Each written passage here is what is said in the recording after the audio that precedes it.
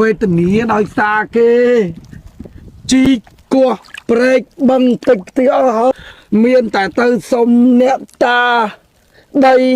ដើម្បីច្រកកោនទៅខ្ញុំអើយកូនចៅខ្ញុំមិនដឹងរស់នៅបែបមិនទេនឹងទៅនៅតាណាតណៃអត់ទេខ្ញុំអ្នកតាទឹកវេទនាណា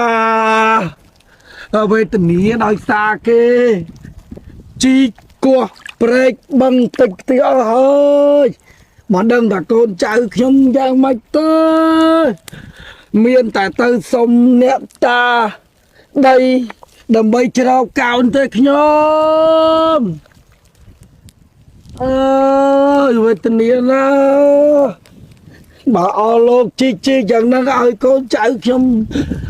ទៅរស់នៅឯណាអូ